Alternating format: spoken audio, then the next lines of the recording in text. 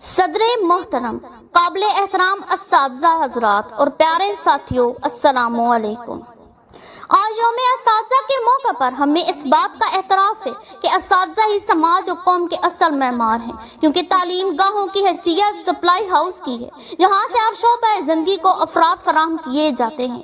حکومت کو اچھے منتظم، عدالتوں کو منصف اور جج، دواخانوں کو طبیب اور معالج، کارخانوں کو انجینئر اور کارکن، مارکیٹ کو مارکیٹنگ کرانے والے کارکن اور اچھی منصوبہ بندی کرنے والے افراد و اشخاص، مالیاتی اداروں کو اچھے محاسب، جہاں تک کہ ملک کی سرحدوں کو باشعور فوجی، اور ان سب سے بڑھ کر سماج کو سچے خادم، غیر زندگی کا کوئی شعبہ نہیں جو تعلیم گاہوں اور اساتذہ سے منسلک نہ ہو۔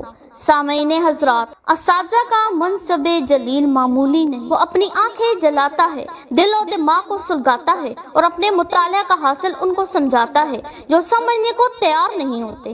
معلم کا کردار ایک ایسے مالی کی مانند ہے جو پودوں کو نہ صرف کھاد اور پانی کی فراہمی کا انتظام کرتا ہے بلکہ ان کی صحیح تراش و خراش کے ذریعے انہیں گل و گلزار بنا دیتا ہے۔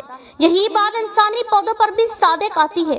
جس طرح باغوں میں پودوں کی افزائش مالی کی بھرپور توجہ کے بغیر ممکن نہیں، اسی طرح انسانی پودوں یعنی بچوں کی تعلیم و تربیت کے لیے بھی معلم کی پوری توجہ درکار ہے۔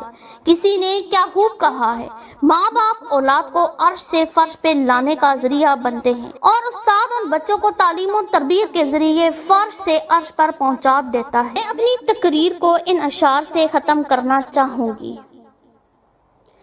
دستے معصوم کو وہ لوح و قلم دیتا ہے، نونہالوں کو وہ قندیل حرم دیتا ہے، روشنی بانٹتا پھرتا ہے وہ سورج کی طرح، ڈوبتا ہے تو ستاروں کو جنم دیتا ہے۔